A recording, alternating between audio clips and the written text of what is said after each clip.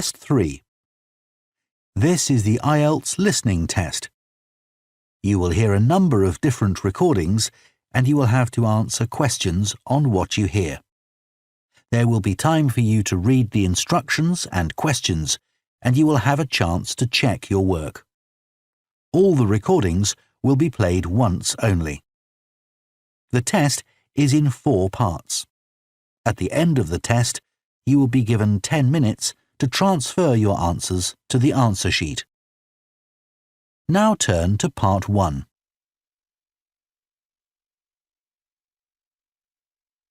Part 1.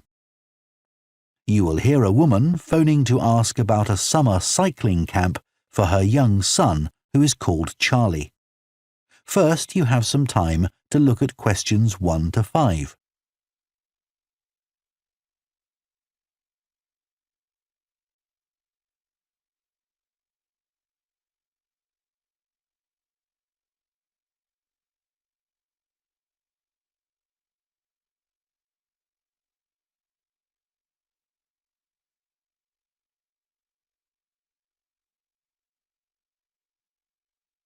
Now listen carefully and answer questions 1 to 5. Hello, Junior Cycle Camp. Jake speaking. Hi, I'm calling for some information about the cycle camp. I'm thinking of sending my son. Great.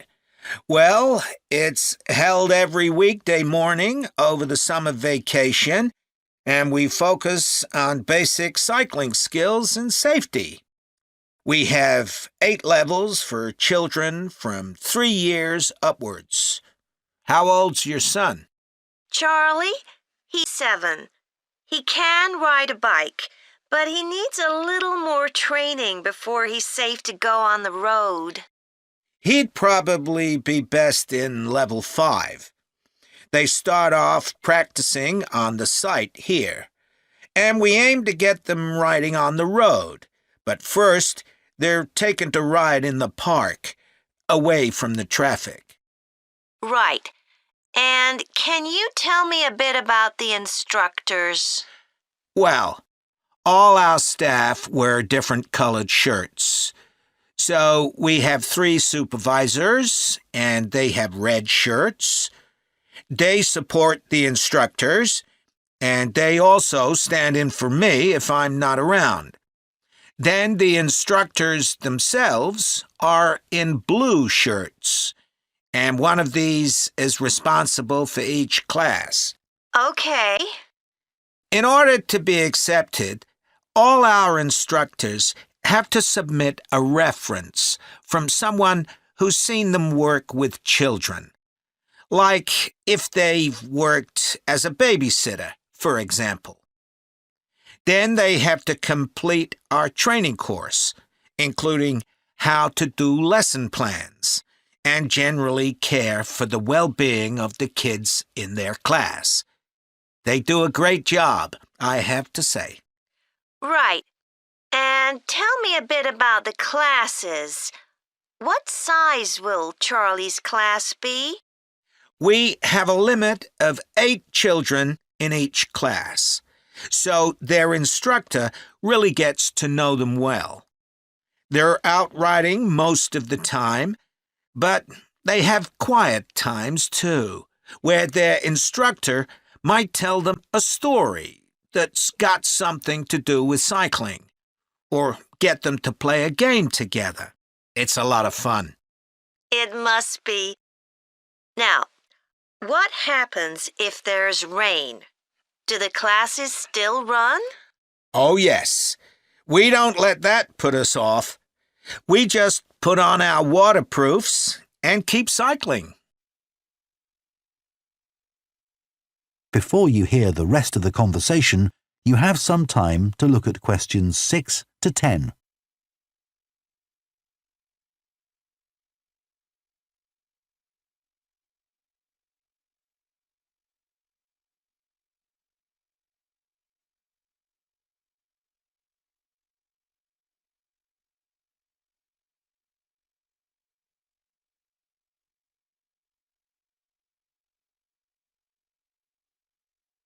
Now listen and answer questions 6 to 10. And is there anything special Charlie should bring along with him? Well, maybe some spare clothes, especially if the weather's not so good. And a snack for break time? How about a drink? No, we'll provide that. And make sure he has shoes, not sandals. Sure. And just at present, Charlie has to take medication every few hours, so I'll make sure he has that. Absolutely. Just give us details of when he has to take it, and we'll make sure he does. Thanks. Now, there are a few things you should know about day 1 of the camp. The classes normally start at 9:30 every morning, but on day 1, you should aim to get Charlie here by 9:20. The finishing time will be 12:30 as usual. We need the additional time because there are a few extra things to do. The most important is that we have a very careful check to make sure that every child's helmet fits properly. If it doesn't fit, we'll try to adjust it, or we'll find him another one. But he must wear it all the time he's on the bike. Of course. Then, after that, all the instructors will be waiting to meet their classes, and they'll meet up in the tent. You can't miss it, and each instructor will take their class away and get started. Okay, well, that all sounds good. Now, can you tell me how much the camp costs a week? $199. We've managed to keep the price more or less the same as last year. It was $190 then. But the places are filling up quite quickly.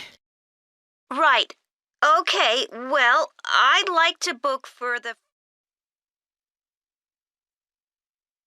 That is the end of part 1. You now have half a minute to check your answers to part 1.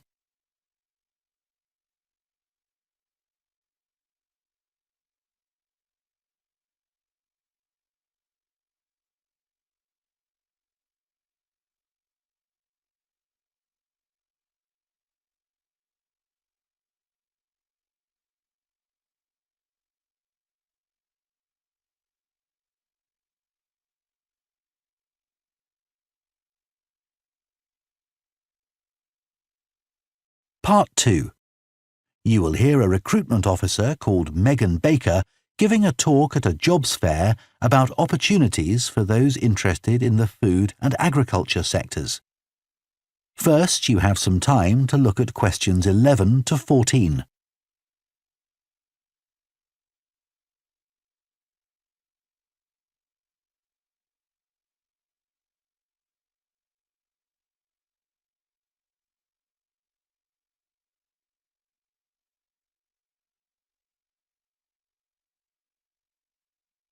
Now listen carefully and answer questions 11 to 14. Hello everyone, my name's Megan Baker and I'm a recruitment consultant at AVT Recruitment Specialists. Now, our company specialises in positions that involve working in the agriculture and horticulture sectors, so that's fresh food production, garden and park maintenance and so on.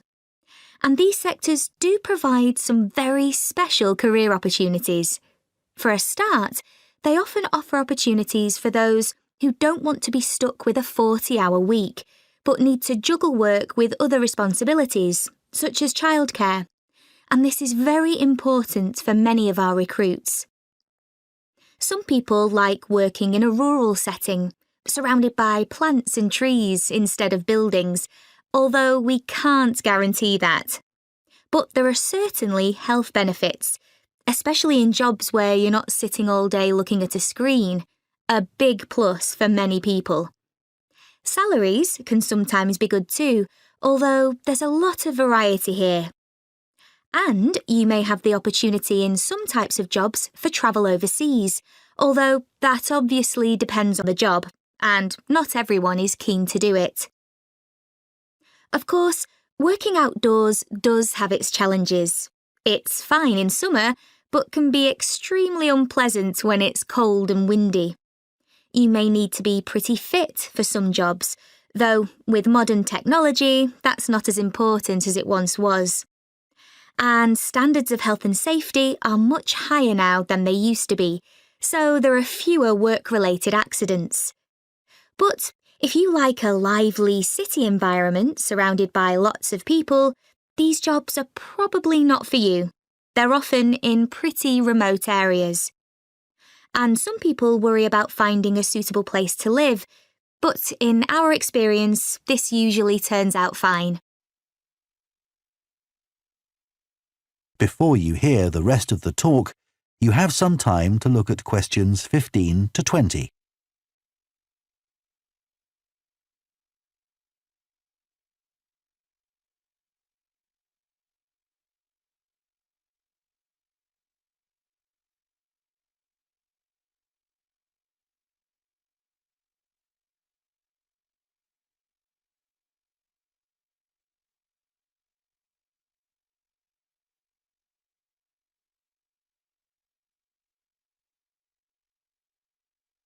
Now listen and answer questions 15 to 20. Now, let me tell you about some of the exciting jobs that we have on our books right now.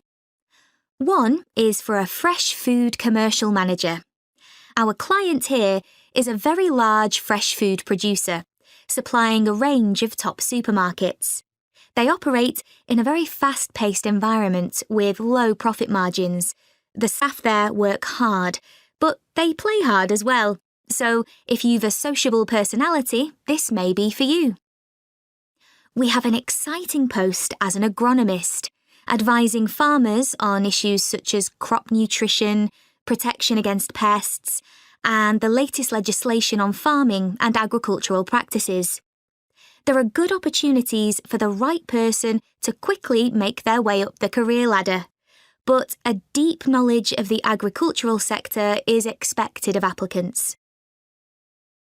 A leading supermarket is looking for a fresh produce buyer who is available for a 12-month maternity cover contract. You need to have experience in administration, planning and buying in the fresh produce industry, and in return will receive a very competitive salary. We have also received a request for a sales manager for a chain of garden centres. You will be visiting centres in the region to ensure their high levels of customer service are maintained. This post is only suitable for someone who is prepared to live in the region. There is also a vacancy for a tree technician to carry out tree cutting, forestry and conservation work. Candidates must have a clean driving licence and have training in safety procedures. A year's experience would be preferred, but the company might be prepared to consider someone who has just completed an appropriate training course. Finally, we have a position for a farm worker. This will involve a wide range of farm duties, including crop sowing and harvesting, machine maintenance, and animal care.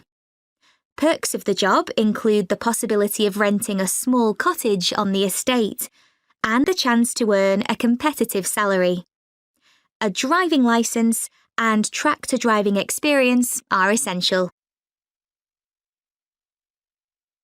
That is the end of Part 2. You now have half a minute to check your answers to Part 2.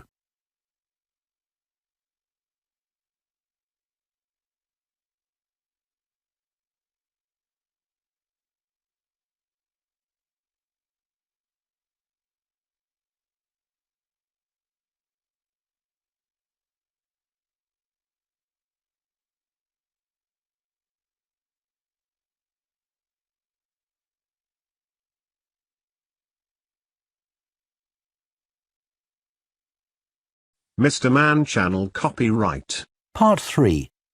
You will hear two food science students called Adam and Rosie starting to plan their presentation on diet and obesity. First, you have some time to look at questions 21 to 24.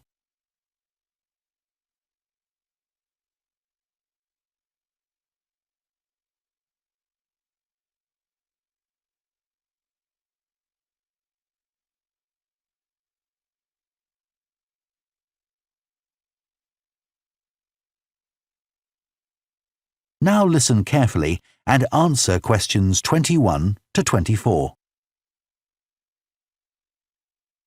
OK, Rosie, shall we try to get some ideas together for our presentation on diet and obesity? Sure. I can talk about the experiment I did to see if people can tell the difference between real sugar and artificial sweeteners. Where you gave people drinks with either sugar or artificial sweeteners, and they had to say which they thought it was? Yeah, it took me ages to decide exactly how I'd organise it, especially how I could make sure that people didn't know which drink I was giving them. It was hard to keep track of it all, especially as I had so many people doing it. I had to make sure I kept a proper record of what each person had had. So, could most people tell the difference? Yeah, I hadn't thought that they would be able to, but most people could. Then there's that experiment I did, measuring the fat content of nuts, to see if the nutritional information given on the packet was accurate. The one where you ground up the nuts and mixed them with a chemical to absorb the fat? Yes. My results were a bit problematic. The fat content for that type of nut seemed much lower than it said on the package. But I reckon the package information was right.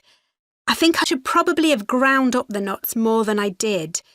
It's possible that the scales for weighing the fat weren't accurate enough too.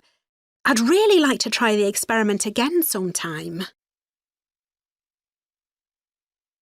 Before you hear the rest of the discussion, you have some time to look at questions 25 to 30.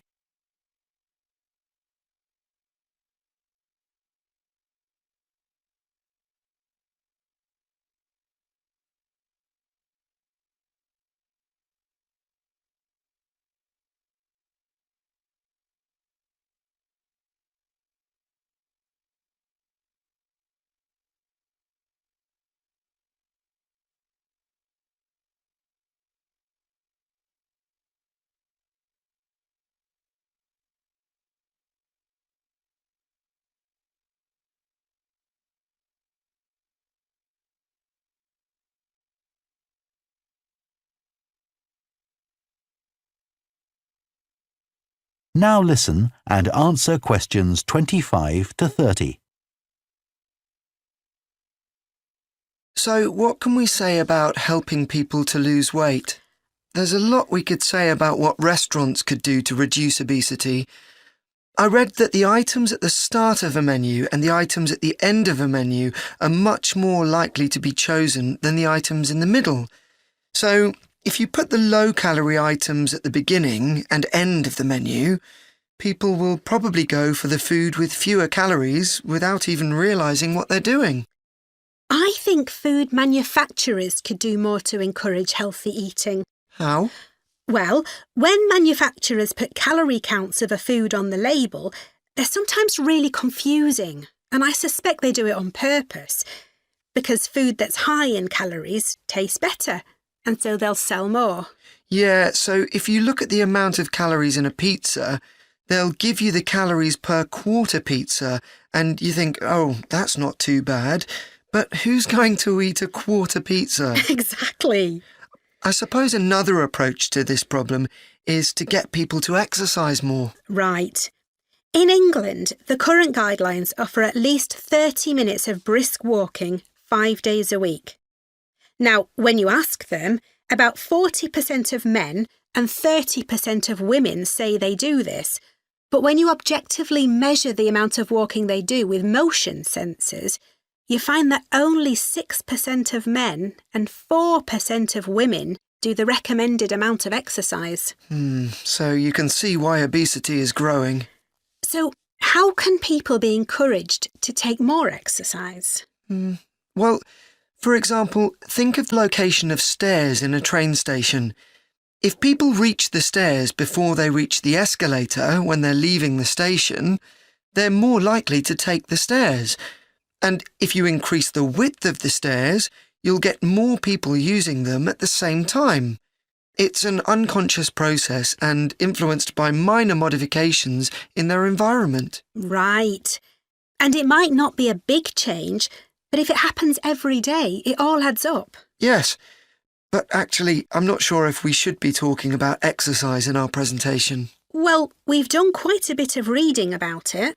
I know, but it's going to mean we have a very wide focus, and our tutor did say that we need to focus on causes and solutions in terms of nutrition. Oh, I suppose so. And we've got plenty of information about that. OK, well, that will be simpler. So, what shall we do now? We've still got half an hour before our next lecture. Let's think about what we're going to include and what will go where. Then we can decide what slides we need. OK, fine. That is the end of Part 3. You now have half a minute to check your answers to Part 3.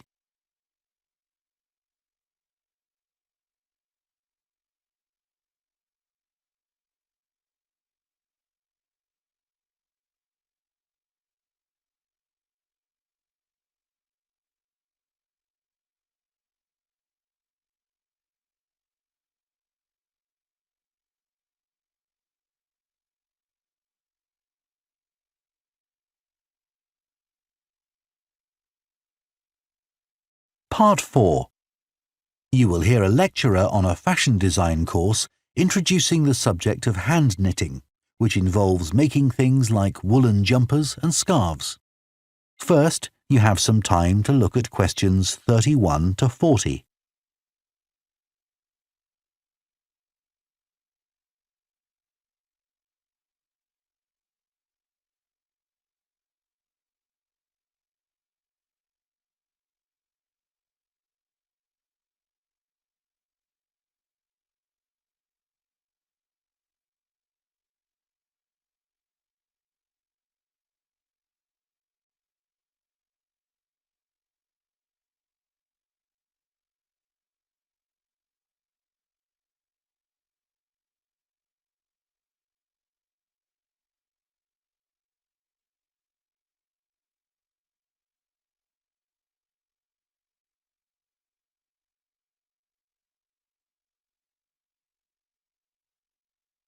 Now listen carefully and answer questions 31 to 40. Good morning, everyone. So today we're going to look at an important creative activity, and that's hand knitting. Ancient knitted garments have been found in many different countries, showing that knitting is a global activity with a long history. When someone says the word knitting, we might well picture an elderly person, a grandmother perhaps, sitting by the fire knitting garments for themselves or other members of the family. It's a homely image, but one that may lead you to feel that knitting is an activity of the past. And indeed, during the previous decade, it was one of the skills that was predicted to vanish from everyday life. For although humans have sewn and knitted their own clothing for a very long time, many of these craft-based skills went into decline when industrial machines took over, mainly because they were no longer passed down from one generation to another. However, that's all changing, and interest in knitting classes, in many countries, is actually rising, as more and more people are seeking formal instruction in the skill. With that trend, we're also seeing an increase in the sales figures for knitting equipment. So, why do people want to be taught to knit at a time when a machine can readily do the job for them? The answer is that knitting, as a handicraft, has numerous benefits for those doing it. Let's consider what some of these might be. While many people knitted garments in the past because they couldn't afford to buy clothes, it's still true today that knitting can be helpful if you're experiencing economic hardship. If you have several children who all need warm winter clothes, knitting may save you a lot of money. And the results of knitting your own clothes can be very rewarding, even though the skills you need to get going are really quite basic, and the financial outlay is minimal. But the more significant benefits in today's world are to do with well-being. In a world where it's estimated that we spend up to 9 hours a day online, doing something with our hands that is craft-based makes us feel good. It releases us from the stress of a technological, fast-paced life.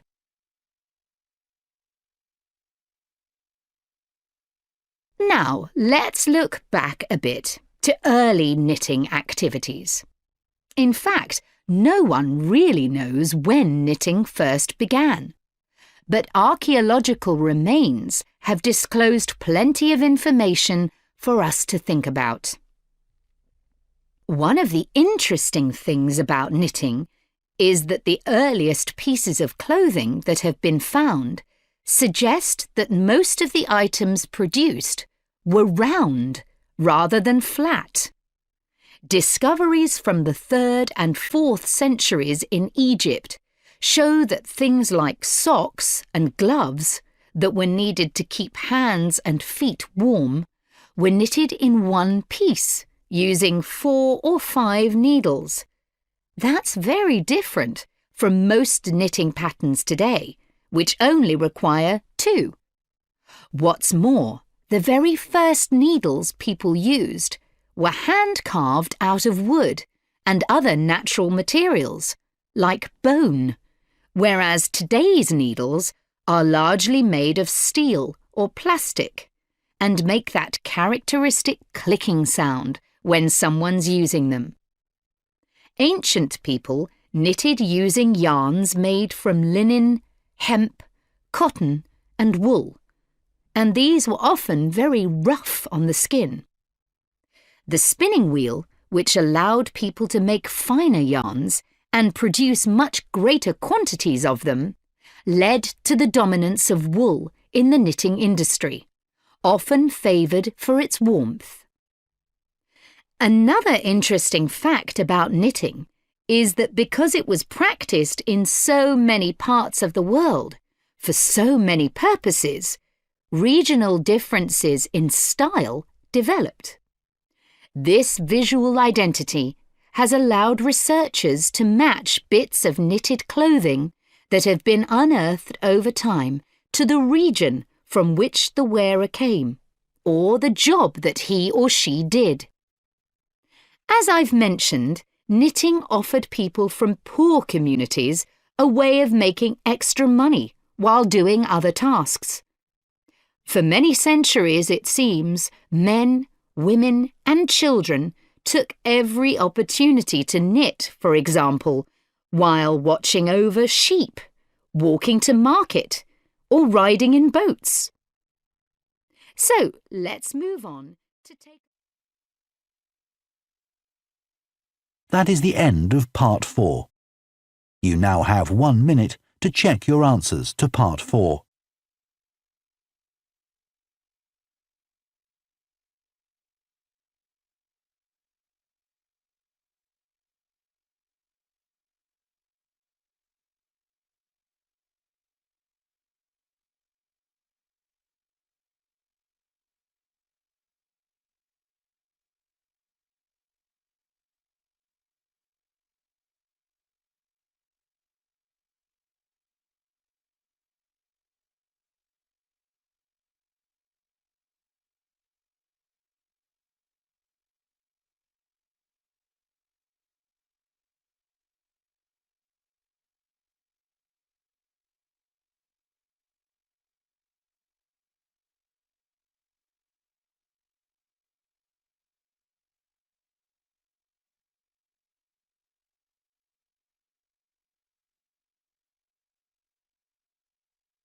That is the end of the listening test.